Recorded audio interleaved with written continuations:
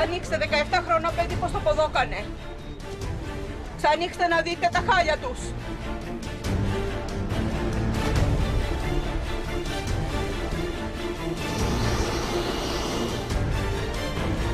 Να σέβεται η αστυνομία, όπως τη σεβόμαστε.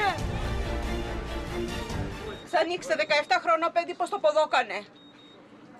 Ξανοίξτε να δείτε τα χάλια τους. Ορφανό 16 χρονό παιδάκι. Να σέβονται. Τι έκανε, να μας πούνε τι έκανε. Και το έκαναν αυτό. Γιατί? Όπως ισχυρίζεται η μητέρα και οι συγγενείς του 18χρονου Κώστα Χερέτη, ξημερώματα Κυριακής αστυνομικοί τον χτύπησαν, με αποτέλεσμα σήμερα η ζωή του να κρέμεται από μία κλωστή. Τα ξημερώματα μεταφέρθηκε με ΣΕ 130 στην Αθήνα, όπου νοσηλεύεται σε σοβαρή κατάσταση στο Τζάνιο νοσοκομείο. Μέσα στο Μέγαρο μου το σκοτώσανε, αυτή την ελληνική αστυνομία που έχουμε. Βάλανε κρατητήρια, εν τω μεταξύ βάλανε κοκκούλες και πήγα... Και το δίρανε, δηλαδή καλά, τους σπάσαν τα πλευρά, έχει πειρακτεί το σκότι, όλα μέσα. Και απλώς επειδή δεν σταματούσε τα μπλόκα, το έφυγε συνέχεια πιο στο μέλλον, μπήκανε εδώ στο Ηράκλειο σε ένα μαγαζί, σε ένα box σε ένα μαγαζί και έτσι βάλανε μέσα στο τζιπ, τα πήγανε στο Μέγαρο, στο τμήμα, του λένε πώς σε λένε, λέει Χερέτη Κωστή. Λέει, εσύ είσαι ο Χερέτης ο Κωστής που γυρεύουμε τόσο καιρό. Λέει ναι. Και το έβαλε μέσα στο δωμάτιο και μπαίνουν δύο άτομα που για μένα δεν είναι. Κάνουν τα τράκια με τα γαλόνια και τις κοκκούλες. Και το έκαναν σαν πού στο ξύλο. Σύμφωνα με το δικηγόρο της οικογένειας του νεαρού, που το μεσημέρι κατέθεσε μηνυτήρια αναφορά, οι αστυνομικοί πραγματοποίησαν έλεγχο τόσο στο 18χρονο όσο και σε 4 ακόμη άτομα της παρέας του και στη συνέχεια τους οδήγησαν στο αστυνομικό μέγαρο. Εκεί τον χτύπησαν με αποτέλεσμα τώρα να κινδυνεύει η ζωή του. Έχει χτυπήματα στο πάγκρες, χτυπήματα στο σκότι, χτυπήματα στον πνεύμονα και σπασμένα πλευρά και γενικά η κατάσταση του παιδιού είναι πάρα πολύ κρίσιμη. Έχει καθαρό ποινικό μητρό, πρώτον αυτό και κύριο. Δεν έχει πειράξει κανέναν. Απλά έτυχε να είναι με μία παρέα στην παραλιακή. Τους πιάσανε το Σάββατο το βράδυ ξημερώματα. Τους πήγαν στο τμήμα για εξακρίβωση στοιχείων. Μπήκαν με κοκκούλες 16 χρονών. Για μένα είναι άναντροι. Κυριακή το πρωί, όπως αναφέρει η οικογένειά του, ο 18χρονος δεν αισθανόταν καλά. Έκανε εμετό. Τη Δευτέρα τον μετέφεραν στο νοσοκομείο, όπου οι γιατροί έκριναν ότι δεν είχε κάτι σοβαρό και τον άφησαν να φύγει. Η κατάστασή του χειροτέρευε και ο νεαρός μεταφέρθηκε στο κέντρο υγείας Χάρακα, όπου κρίθηκε ότι έπρεπε να μεταφερθεί άμεσα στο εφημερεύον νοσοκομείο. Το ζητούμενο είναι το ότι δεν πρέπει να συγκαλυφθεί αυτό το θέμα. Γιατί η αστυνομία προσπαθεί να το συγκαλύψει. Εμείς δεν θα τα αφήσουμε έτσι. Μέσα στο Μέγαρο, το παιδί βγήκε ανέστητο, έπεσε έξω στο Μέγαρο, είναι κάτι τάβλες, δεν έχω πάει, δεν ξέρω.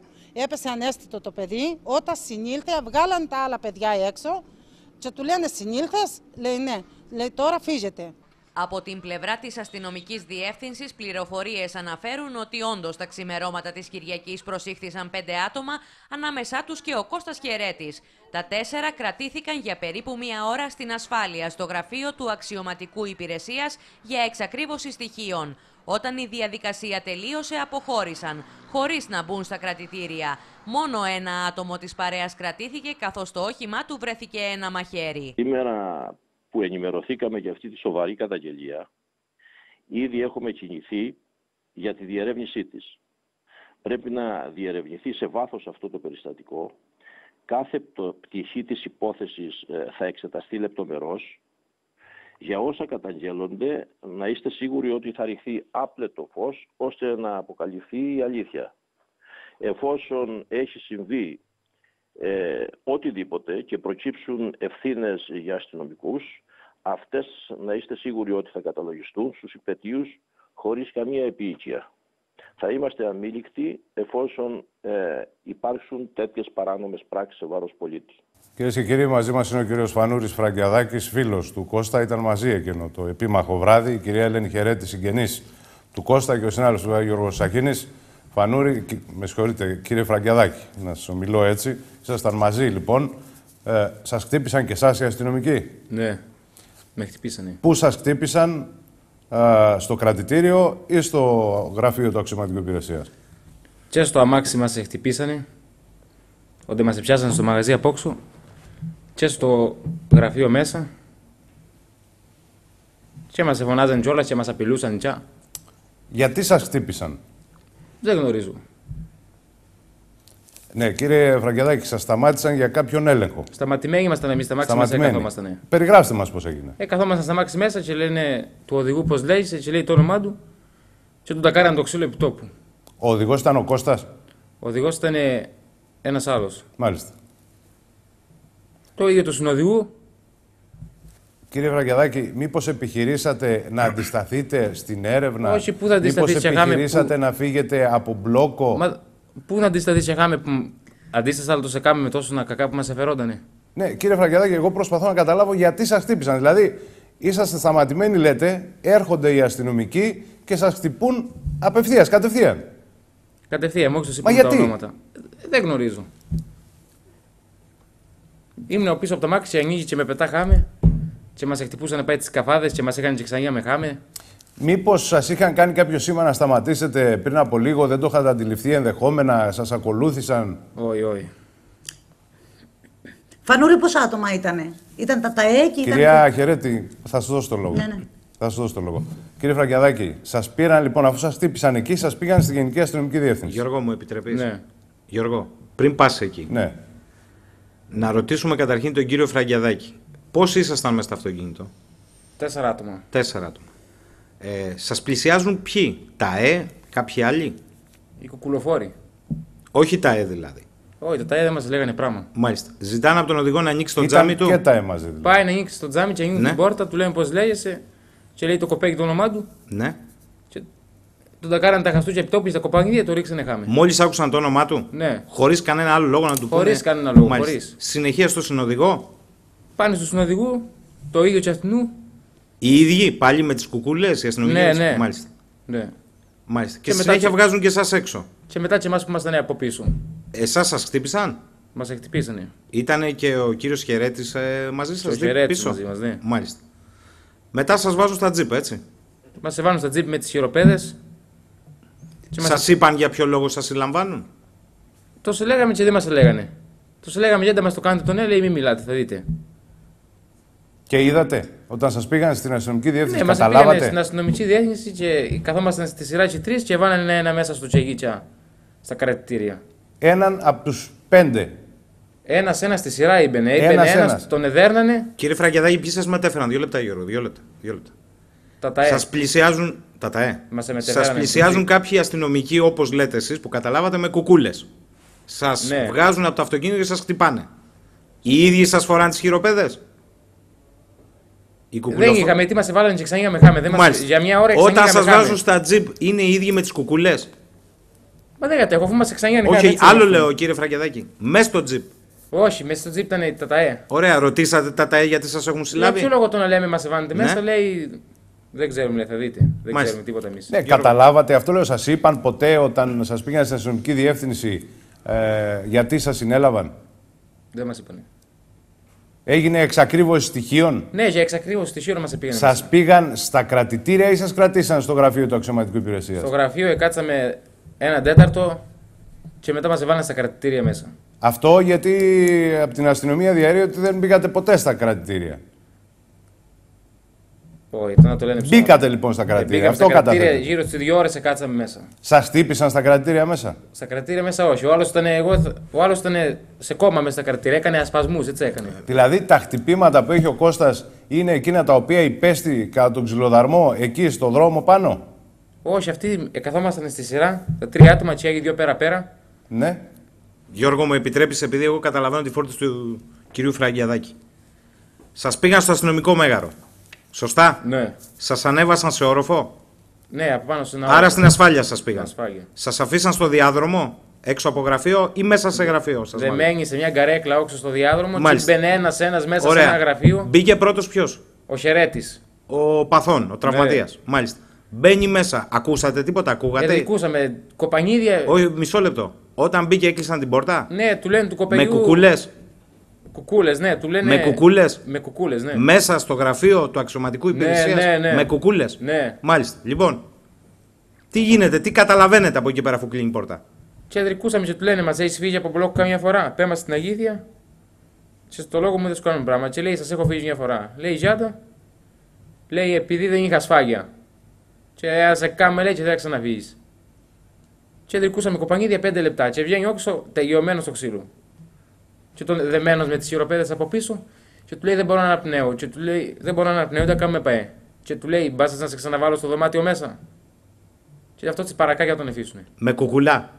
Του τα λένε όλα αυτά. Αυτό την έβγαλε την κουκούλα ύστερα και λέει: Γιατί εγώ είμαι που έχει πρόβλημα. Εγώ είμαι, λέει, δεν φοβούμαι. Τον χτύπησαν φορώντας την κουκούλα και μετά ο αστυνομικός ένας τουλάχιστον, όπως περιγράφει η κυρία Φραγκιαδάκη, βγάζει την κουκούλα και λέει: Ορίστε, εγώ είμαι. Αν έχετε πρόβλημα. Ναι, έτσι μου το είπε ύστερα. Και εμένα μου το έπαιξα στο. Με έβαλε και εμένα στο δωμάτιο ύστερα. Ναι. Ο ίδιος.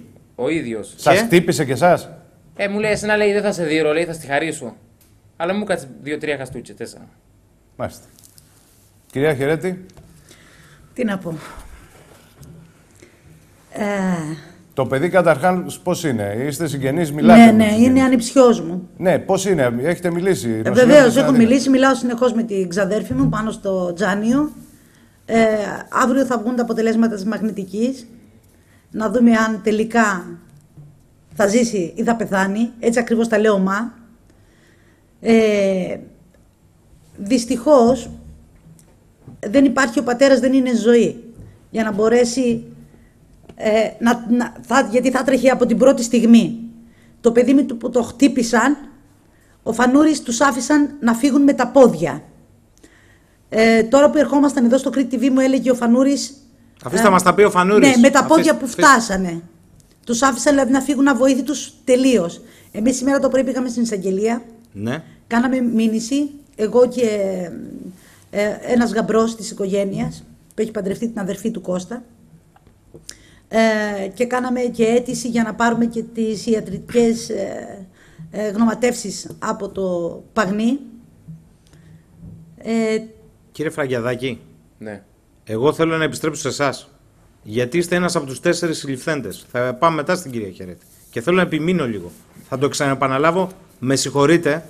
Με βλέπετε λίγο καχύποπτο. Αλλά επειδή είναι εξαιρετικά σοβαρό και αν είναι έτσι ακριβώς όπως τα περιγράφετε, γίνονται εξαιρετικά σοβαρά. Και επανέρχομαι και σας ρωτώ. Οι 4 είστε στο διάδρομο των γραφείων ασφαλείας. Ανοίγει πόρτα και κάποιος με κουκούλα βάζει μέσα το Χερέτη. Βγαίνει ο άνθρωπος όξω και λέει: Φέρνετε μου τζένα ένα μέσα. Με κουκούλα. Με κουκούλα. Με κουκούλα. Ναι. Μάλιστα. Μόνο ένας φορούσε κουκούλα δηλαδή? Στην αρχή φορούσαν 5-6 άτομα, μετά τις βγάλανε. Ωραία. Συνεχίστε την περιγραφή. Και μετά μπαίνει μέσα ο Χερέτης και τον ερωτήξαν να που σας είπα. Και έγινε ό,τι έγινε. Μετά μπήκατε εσείς δεύτερος. Μετά λέει να περάσει, λέει, ο επόμενος. Μπαίνω εγώ μέσα με σημαίνει και φαγή, βέβαια να ξαναίγω χάμε. Να με σπρώχνουνε δεμένο με τις χειροπέδες. Χωρίς να υπάρχει λόγος. Και μου λέει: Εσένα, λέει, δεν θα σε δείρω, λέει, θα στη χαρίσω. Μου έπαιξε καμπόσα χαστούτια και μέσα. Φορούσε κουκούλα όταν σας τα λέει? Την έβγαλε, μου λέει: Εγώ, λέει, είμαι αυτός. Άμα γουστάρεις, λέει, πράγμα, αυτός είμαι, λέει. Θα τα πούμε, λέει, τσόξο. Φανούρη, εσένα σε ρώτησε να έφυγες από κανένα μπλόκο. Κύριε Χερέτη, ένα λεπτό. Άρα τον γνωρίζετε τον αστυνομικό αυτόν, μπορείτε να τον αναγνωρίσετε και να πείτε: Αυτός με χτύπησε. Μπορείτε να τον αναγνωρίσετε? Ναι, μπορώ, άμα τον δω, τον γνωρίζω. Μάλιστα. Γιατί μου έβγαλε την κουκούλα και μου λέει: Για με λέει, άμα θες πρόβλημα, το είσαι ό,τι ώρα γουστάρεις. Μάλιστα. Αυτό είναι σημαντικό, φαντάζομαι, κύριε Φραγκιαδάκη και Γιώργο, φαντάζομαι ότι ο Γενικός Αστυνομικός Επιθεωρητής, που η δήλωσή του σήμερα με έχει καλύψει απόλυτα ότι θα χυθεί άπλετο φως, ακούει αυτή τη στιγμή. Έχει έναν ή θα ενημερωθεί να... ότι υπάρχει με ονοματεπώνυμο άνθρωπος που λέει: Εγώ δύναμαι να αναγνωρίσω τον άνθρωπο που πρώτα με κουκούλα έδιρε το φίλο μου και στη συνέχεια βγάζοντας την κουκούλα έδερνε και εμένα. Ήταν 2 άτομα όμως. Έδιρε και άλλους. Καλά, άμα βρεθεί ο ένας, κυρία Χερέτη, αν είναι έτσι τα πράγματα. Άμα έδιρε. Έδιρε και τους υπόλοιπους. Όχι, φάγαμε ξύλο. Όλοι. Όχι, φάγαμε ξύλο. Χαστούκια ή όπως ο Κώστας, όπως λέτε, και κάτι παραπάνω? Χαστούκια, δεν είναι κάτι παραπάνω. Βλαστημιές, κακές κουβέντες για τη ράτσα μας. Καλά, για τη ράτσα τι εννοείται, για την οικογένεια? Αδερφές. Κύριε Φραγκιαδάκη, αν θέλετε, λίγο να το προσέξουμε. Αποφύγουμε τις εκφράσεις. Για τη ράτσα σας, τι εννοείται ράτσα σας? Για την ηλικία σας, αυτό εννοείται? Για την παρέα τη μάνα σας. μας, για την αδερφή μας. Α, μάλιστα. Μάλιστα. Συνεχεία πάτε πού, σας κατεβάζουν κάτω ή απ' έξω? Πού μετά από πότε πήγαμε? Αφού πέφτει το μπερντάκι όπως εσείς περιγράφετε και γίνεται η όποια Αυτοί ανάκριση. μας εδίρανε 3 φορές. Μια στο μαγαζί, στο μπαράκι από όξω. Μια την ώρα που κατεβήκαμε στην πόρτα και είχαμε κάτι πιτσόσχυλους και μας λέγανε όπως υπολογίζουμε τις πιτσόσχυλους εσείς, υπολογίζουμε και εσάς. Μάλιστα. Και τις κεφαλές κειμένες και μας επέζανε πέσει στον καφά. Μάλιστα. Και διάγει ο άλλος ο καφάς του ολόπριστος. Και η τρίτη είναι στα γραφεία. Αμέσως μετά τα γραφεία Η τρίτη στα γραφεία ή μπαινε ένας μέσα στο δωμάτιο. Μετά, κύριε Φραγκεδάκη, σας οδηγούν στο υπόγειο. Και μετά στα κρατητήρια μέσα. Όχι στο υπόγειο, δίπλα και έχει κάτι κρατητήρια και μας έβαλαν. Α, μάλιστα. Γιώργο, εσύ έχεις κάνει εκτεταμένο ρεπορτάζ από το πρωί, αλλά θέλω να δώσουμε το λόγο στον κύριο Φραγκομιχελάκη. Είναι ο πρόεδρος των αξιωματικών της Ελληνικής Αστυνομίας στην Κρήτη. Είναι στη τηλεφωνική μας γραμμή. Κύριε Φραγκομιχελάκη, είναι αστυνομικός διευθυντής σημειωτέων. Καλησπέρα σας. Καλησπέρα σε εσάς και στους ακροάτες σας. Τούτη εδώ η ιστορία είναι πρωτοφανής, τουλάχιστον για τα δεδομένα, τα δικά μας εδώ. Πολλές φορές έχουμε ακούσει έτσι διαπληκτισμούς, κόντρες, αλλά τα παιδιά, εδώ έχουμε έναν αυτόπτη μάρτυρα που καταγγέλει ότι ξυλοκοπήθηκαν 3 φορές από αστυνομικούς το ίδιο βράδυ και χωρίς λόγο, χωρίς να τους πούν γιατί. Καταρχήν να εκφράσουμε την περαστικά στον κύριο Χερέτη και γρήγορα να γίνει καλά. Όσον αφορά το περιστατικό, αυτό που εμείς σαν Ένωση θέλουμε να πούμε είναι ότι καταρχήν, από ό,τι γνωρίζω, η Γενική Αστυνομική Διεύθυνση Κρήτης, μόλις έγιναν γνωστές οι καταγγελίες από δημοσιογραφικές πληροφορίες, αμέσως διέταξε την διενέργεια διοικητική της έρευνας. Γνωστό είναι αυτό. Ακούσαμε και το στρατηγό, τον κύριο Παραβολάκη πριν από λίγο. Και μάλιστα και αυτό που επίσης έχει σημασία είναι ότι αμέσως ενημερώθηκε ο κύριος Εισαγγελέας. Από ό,τι επίσης είναι γνωστό, έχει υποβληθεί μηνυτήρια αναφορά στον κύριο Εισαγγελέα από τους συγγενείς του κυρίου Χερέτη. Πιστεύω ότι θα διερευνηθεί το συμβάν και από τη μεριά της αστυνομίας και από τη μεριά της δικαιοσύνης. Πρέπει να υπάρχει εμπιστοσύνη και όποιες ευθύνες προκύψουν, αν προκύψουν ευθύνες, η θέση μας είναι να αποδοθούν χωρίς καμία μεγάλη αυστηρότητα. Πάντως ο κύριος Φραγκιαδάκης, κύριε Φραγκομιχελάκη, λέει ότι μπορεί να αναγνωρίσει τουλάχιστον τον έναν από τους αστυνομικούς, τον οποίο τον είδε πρόσωπο με πρόσωπο, είπε ότι έβγαλε την κουκούλα και είπε εγώ είμαι που σας χτυπάω και γι' αυτό σας χτυπάω, εν πάση περιπτώσει. Αν θέλετε απευθύνετε σε μένα. Αυτό για την αξιολόγηση της ένορκης διοικητικής εξέτασης. Αυτό λοιπόν, πιστεύω θα εκτιμηθεί, θα κριθεί από τον αξιωματικό ο οποίος διενεργεί την έρευνα. Θα ερευνηθούν όλες οι πτυχές της υπόθεσης. Οι καταγγελίες είναι πάρα πολύ σοβαρές. Πάντως, κύριε Φραγκομιχελάκη, πρέπει να περιμένουμε τα αποτελέσματα. Επιτρέψτε μου. Δεν μπορούμε να δεχόμαστε εκ των προτέρων κάποια θέματα. Θεωρώ ότι θα πρέπει όλα να διερευνούνται. Φυσικά. Και από εκεί πέρα, όπου προκύπτουν ευθύνες. Φυσικά. Το γεγονός κύριε Φραγκομιχελάκη, είναι πρωτοφανές. Επειδή πρέπει, σας Γιώργο, ναι, θέλω μόνο το εξής να παρατηρήσω τον κύριο Φραγκομιχελάκη. Συνηθίζουν οι αστυνομικοί μέσα στα αστυνομικά τμήματα να φορούν κουκούλες. Άλλο στο δρόμο για την τρομοκρατική ομάδα, άλλο όταν κάνουν στην Ύπεθρο, όταν κάνει κάποιες έρευνες για συγκεκριμένους λόγους. Ένα λεπτό, κυρία Χερέτη. Κυρία Χερέτη, απευθύνω συγκεκριμένο ερώτημα στον αστυνομικό διευθυντή. Μην διακόπτετε, σας παρακαλώ. Κύριε Φραγκομιχελάκη, απαντήστε. Μέσα στα αστυνομικά τμήματα κουκούλες. Έχω προσωπικά 30 χρόνια υπηρεσίας. Δεν έχω δει αστυνομικό με κουκούλα ποτέ. Θεωρώ ότι τέτοια πράγματα δεν αρμόζουν και δεν υπάρχουν στην αστυνομία. Από εκεί πέρα πιστεύω ότι τουλάχιστον στην Κρήτη δεν έχουμε τέτοια συμβάντα. Είναι η πρώτη φορά, τουλάχιστον όσα χρόνια θυμάμαι εγώ, που δεν έχει. Αυτό λέμε και γι' αυτό συζητούμε. Θεωρώ ότι η αστυνομία εδώ στην Κρήτη έχει μια σωστή στάση απέναντι στον πολίτη και πιστεύω ότι οποιασδήποτε καταγγελίες θα πρέπει να διερευνώνται σε βάθος. Αυτή είναι η θέση δικιά μας. Προφανώς, Γιώργο. Κύριε Διευθυντά, καταρχάς να πω ότι σας τιμά ότι αν και με τη συνδικαλιστική σας ιδιότητα εμφανίζεστε γιατί άλλοι έχουν εξαφανιστεί, θα πρέπει να πούμε. Λαλίστα τις ανακοινώσεις όταν έχουμε τραυματισμούς αστυνομικών και καλά κάνουν, αλλά δεν εμφανίζονται τώρα. Θέλω να σας ρωτήσω από την πολύχρονη εμπειρία σας μερικά απλά πράγματα. Ας υποθέσουμε ότι έγινε ή δεν έγινε, όπως λέει η άλλη πλευρά. Κάποιος από τους προσαχθέντες διαμαρτύρεται μαζί με την παρέα του ότι δεν αισθάνεται καλά. Δεν είναι καλά. Δεν μπορεί να αναπνεύσει. Μισό λεπτό, κύριε Χερέτη. Ποια είναι η σύνηθις κίνηση που θα κάνουν οι αξιωματικοί Όταν κάποιος πει δεν αισθάνομαι καλά, μα έχω ανακοπεί, μα μου έρχεται έμφραγμα, ας το αποσυνδέσω με το γεγονός. Τι θα έπρεπε να κάνει ένας αξιωματικός ακούγοντας κάποιον προσαχθέντα και όχι συλληφθέντα, ακόμη περισσότερο, να δηλώνει ότι αισθάνεται αδιαθεσία? Πείτε μου σας παρακαλώ.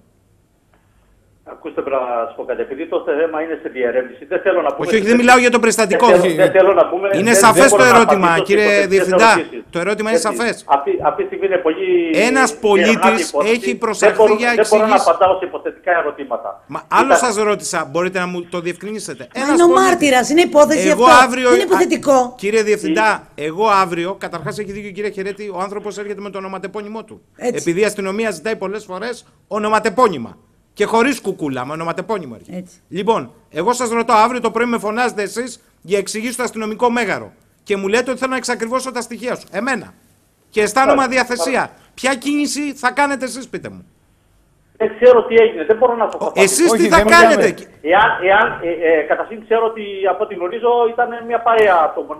Άλλο ρωτώ, κύριε Διευθυντά, μπορούμε να συνεννοηθούμε. Εάν αισθανθεί αδιαθεσία ο πολίτης που έχει προσαχθεί, ποια είναι η οδηγία που έχετε ως αστυνομική να κάνετε τι? Εάν δηλώσει ότι επιθυμεί να μεταφερθεί στο νοσοκομείο η αστυνομία και δεν έχει βοήθεια από πολίτη και δεν μπορεί να πάει μόνος του, και δηλώσει ότι επιθυμεί να μεταφερθεί στο νοσοκομείο διότι έχει κάποιο οποιοδήποτε πρόβλημα, η αστυνομία θα το μεταφέρει στο νοσοκομείο. Αφού εφώναζε με ο άνθρωπος πως δεν μπορεί. Εάν δηλώσει ο πολίτης ότι επιθυμεί να μεταφερθεί στο νοσοκομείο. Κύριε Φραγκιαδάκη, τι έλεγε ο Κώστας? Έλεγε δεν μπορώ. Και του λέω, να πάμε στους γιατρούς, λέει... Ωραία, εσείς ειδοποιήσατε τους αστυνομικούς εκεί που σας κρατάγανε, κύριε Φραγκιαδάκη, τους το είπατε? Τους το είπατε? Γιατί δεν μπορούν να μιλήσουν και τα νύχια τους, τους το είπατε? Δεν το είπε το γιατρό, δεν μπορεί, γιατί φοβούνται να το συνηγήσει. Το γιατρό τους είπατε ότι εδώ δεν αισθάνεται καλά? Δεν αισθάνεται καλά. Αφού δεν εμφύλα να μηγήσει. Λένε όποιος μηγεί, δεν εμφύλα να μηγήσει καθόλου. Φανούρη, αυτό που είπες πριν, σε παρακαλώ. Είπε δεν μπορώ να αναπνεύσω. Λέτε, θα σας ξαναβάλω μέσα. Αυτά θα μας τα πει και καλύτερα ο κύριος Φραγκιαδάκης. Κυρία Χερέτη, ένα σχόλιο από εσάς, γιατί πρέπει να έρθει στο πάνελ και ο κύριος Μανώλης Χερέτης. Εγώ μια ερώτηση μόνο. Ποιος νόμος είναι αυτός που επιτρέπει να πηγαίνει ο πολίτης στην ασφάλεια για εξακρίβωση στοιχείων και να τον ξυλοκοπούν? Μάλιστα. Αυτό μόνο. Μάλιστα. Και η βία δεν θέλει βία. Γιατί προκαλούμε έτσι. Εμείς δεν έχουμε τίποτα με την αστυνομία. Δεν έχουμε τίποτα. Προφανώς. Κύριε Χερέτη, μην λέμε τα αυτονόητα. Αλλά αυτό το πράγμα πρέπει να διερευνηθεί. Αν η περίπτωση είναι ακριβώς έτσι, όντως είναι ένα σοκ για την κοινωνία. Ευχαριστούμε, κυρία Χερέτη. Να ευχαριστήσουμε και τον αστυνομικό διευθυντή. Γιώργο, στο ρεπορτάζ. Κοίταξε, Γιώργο, νομίζω ότι είναι σαφές, γιατί η βαρύτητα ιατρικός δεν μπορούμε να μιλήσουμε εμείς, θα περιμένουμε να δούμε τι θα πει το Τζάνιο. Αλλά εδώ νομίζω ότι προκύπτουν πολύπλευρα ερωτήματα. Και όχι μόνο για την αστυνομία. Θέλω να το επισημάνω εξ αρχής αυτό. Και θα πω την πιο απλή μου απορία. Είναι δυνατόν ένα τόσο σοβαρό όπως χαρακτηρίζεται, παρακαλώ πολύ, και το διοικητή του νοσοκομείου να μας απαντήσει, ένα τόσο σοβαρό περιστατικό όπως χαρακτηρίζεται από το Παγνί, να φεύγει από τριτοβάθμιο πανεπιστημιακό νοσοκομείο για να πάει σε νοσοκομείο του ΕΣΥ στην Αθήνα? Συγγνώμη, αλλά εγώ αυτό δεν το έχω καταλάβει ακόμη. Και πρέπει κάποιος να μας το εξηγήσει με σοβαρότητα. Μαζί μας είναι και ο κύριος Μανώλης Χερέτης. Συνέχισε όμως, Γιώργο, είναι θείος του Κώστα. Νομίζω ότι από τις μαρτυρίες που υπάρχουν, αλλά και από τον κύκλο των πληροφοριών που υπάρχουν, είναι προφανές ότι συμπλοκή ξυλοδαρμός υπήρξε.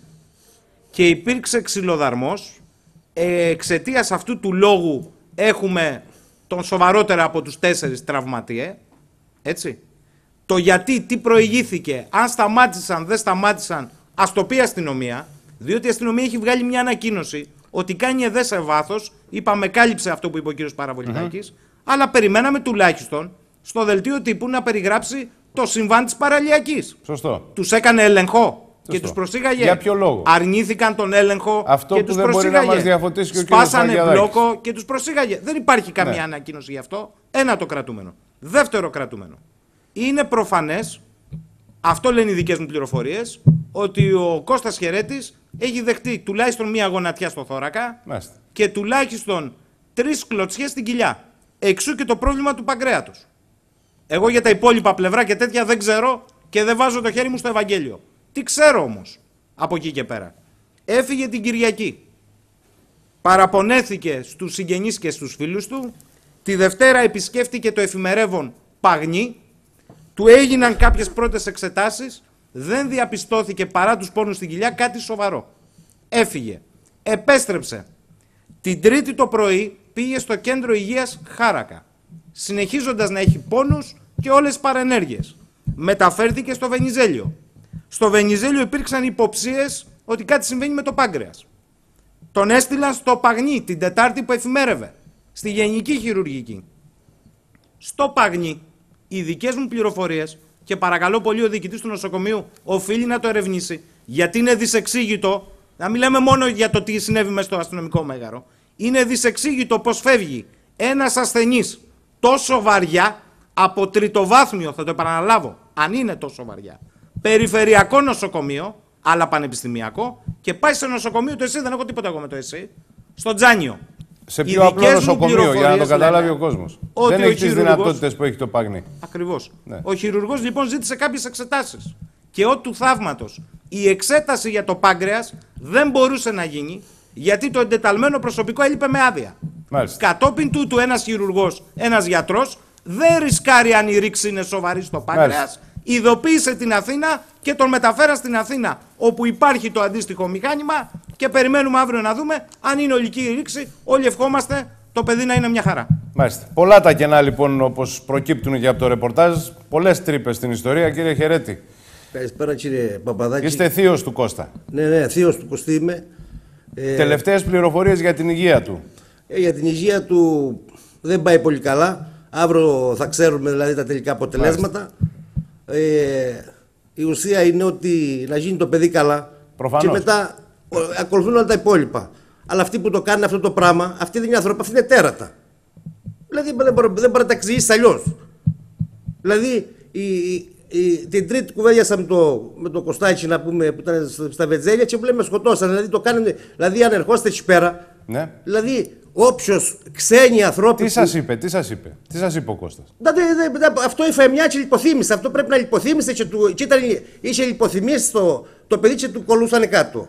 Σας περιέγραψε ο Κώστας πώς τον χτύπησαν, θυμάται ή θυμάται μια κλωτσιά ας πούμε και μετά δεν θυμάται τίποτα. Ναι, αυτός έβαλε την πρώτη στον πέτη. Ναι. Την πρώτη και αυτό ελιποθύμησε. Αυτό δεν καταλάβαινε πράγμα. Και ήταν κάτω και τον εκλωτσούσανε κάτω. Μάλιστα. Δηλαδή αυτά τα πράγματα κάνουν μόνο τέρατα. Δηλαδή δεν μπορεί να τα χαρακτηρίσει κανείς. Δηλαδή η ελληνική αστυνομία γιατί θέλει να καλύψει τη δουλειά. Εδώ υπάρχουν ονομαστική καταγγελία. Ονομαστική καταγγελία υπάρχει. Γιατί θέλω να καλύψει τη δουλειά. Δεν θα καλύψει τη δουλειά του, θα πείτε. Δεν υπάρχει περίπτωση να καλύψει τη δουλειά. Αυτά τα πράγματα εξευτελίσια πράγματα για τις κυβερνήσεις και για την ελληνική αστυνομία. Και ο κ. Παραβολιδάκης είναι σωστός αστυνομικός. Αυτός όντως, επειδή είναι τίμιος άνθρωπος, γιατί τον ξέρω, γιατί είμαι επαγγελματικός οδηγός και τέτοια τέλος πάντων, και αυτός πρέπει να ερηδευνήσει τη δουλειά, να μην καλύψει κανένα. Αυτός που τα έκανε πρέπει να πληρώσει. Είναι έντιμος άνθρωπος ο κ. Παραβολιδάκης. Πιστεύουμε που τα έκανε θα πληρώσει. Είτε θα πέσει φως, είτε έτσι είτε αλλιώς. Εμείς θα τα βρούμε τα ονόματα. Στην ιστορία. Δεν υπάρχει περίπτωση να βρούμε τα ονόματα. Γιώργο, αν δεν έχεις άλλο σχόλιο, να πάω στον Φανούρη το Φραγκιαδάκη. Μια κουβέντα εγώ θέλω να πω μονάχα. Μια κουβέντα, ναι. Ότι είναι έντιμος και ικανός ο Γενικός Αστυνομικός Επιθεωρητής και το δείχνει η δήλωσή του. Ναι. Είναι έντιμος και ικανός ο Αστυνομικός Διευθυντής Ηρακλείου. Και τίμιος άνθρωπος. Κατά συνέπεια, λέω εγώ, Γιώργο, πρέπει άμεσα, πολύ άμεσα και οι δυο να βάλουν το μαχαίρι στο κόκαλο, διότι να σταματήσουν οι εξυπνάδες του τύπου. Αυτοί που ενοχλούν και έχουν φάκελο. Εγώ λέω ότι και ο παριστάμενος ο κύριος Φραγκιαδάκης, δεν το ξέρω, μπορεί να έχει ένα φάκελο από πάνω μέχρι κάτω. Από την ώρα που μπαίνεις προσαγόμενος στο αστυνομικό μέγαρο Ηρακλείου, Χανίων, Ρεθύμνου, Λασιθιού, αυτό λέει η ένομη τάξη, αυτό υποτίθεται ότι υπερασπίζεται η αστυνομία στη βάση του δικαίου και του νόμου. Δεν σε ακουμπάει κανείς, είσαι απέναντι στο φυσικό δικαστή να σε κρίνει ούτε με κουκούλες ούτε να σε δέρνει. Και επειδή και οι δύο αξιωματικοί, Γιώργο με συγχωρείς, είναι εντιμότατοι, οφείλουν να ρίξουν τώρα άπλετο φως μέχρι κεραίας και τα έξυπνα μηνυματάκια που λαμβάνουν ότι έχουν ένα φάκελο από πάνω μέχρι κάτω. Εγώ τα ακούω βερεσέ. Ξέρω και για άλλους εγκληματίες που τους πάνε και τους φέρνουν με αλεξίσφαιρα και τους προστατεύουν. Κύριε Παπαδάκη, πολύ σύντομα κύριε Χερέτη, δεν έχουμε πολύ χρόνο. Μισό λεπτό, το κοπέλι ήταν ανήλικο. Άμα πιάσει ένα ανήλικο παιδί στο δρόμο, ό,τι να έχει κάνει τέλος πάντων, δεν πρέπει να ειδοποιήσει τον πατέρα του, τη μάνα του. Μόνο τον πιάσει, του κλείσει το κινητό, το πα να το δέρνει. Μάλιστα. Αυτά τα λοιπόν, πράγματα δεν άλλη στέκουν. παράμετρος αυτή που θέτετε, κύριε Φραγκιαδάκη, τι θέλετε να πείτε στους αστυνομικούς που σας συνέλαβαν και σας συμπεριφέρθηκαν με τον τρόπο που περιγράφετε. Έτσι ο ΣΕΣ που μου είπε, έβγαλε την κουκούλα και μου λέει εγώ είμαι άμα γουστάρεις ιστορίες, έτσι θα μου το έλεγε. Ναι. Να έρθει να μου το πει. Μάλιστα. Εδώ υπάρχει ονομαστική καταγγελία, κύριε Παπαδάκη. Είναι ονομαστική καταγγελία. Θα το πει ονομαστική το φυσικό κριτή του. Όχι, κύριε Φραγκιαδάκη. Δεν είμαστε ζούγκλα. Θα το πει στο φυσικό του κριτή. Όχι, να τον καλέσουν. Προφανώς, Γιώργο, εννοούσε να έχει το θάρρος να βγει και αυτό στην τηλεόραση. Με αυτή την έννοια και όχι με την έννοια της βεντέτας. Έτσι δεν, κύριε Φραγκιαδάκη. 40 άτομα και μας σκοτώσαν στο ξύλο. Ότι ήταν 40 άτομα και μας σκοτώσαν στο ξύλο πει. Με συγχωρείτε, δεν σας κατάλαβα. Θα βγει στην τηλεόραση να πει ότι ήταν 40 άτομα αυτοί και ήμασταν 5 νοματικοί και μας εδίρανε. Εντάξει, μην μπαίνουμε σε αυτό το είδους βεντέτας, ότι οι περισσότεροι έδιραν τους λιγότερους, δεν πάει έτσι. Είναι αυτό που είπε τώρα πριν από λίγο ο Γιώργος Σαχίνης. Υπάρχει δικαιοσύνη και η δικαιοσύνη θα αποδοθεί. Λοιπόν, σας ευχαριστώ όλους για την κουβέντα. Είμαστε υποχρεωμένοι να συνεχίσουμε. Κύριε Χαιρέτη, δυστυχώς δεν έχουμε πολύ χρόνο. Θα δώσουμε συνέχεια και αύριο. Σας ευχαριστώ πολύ.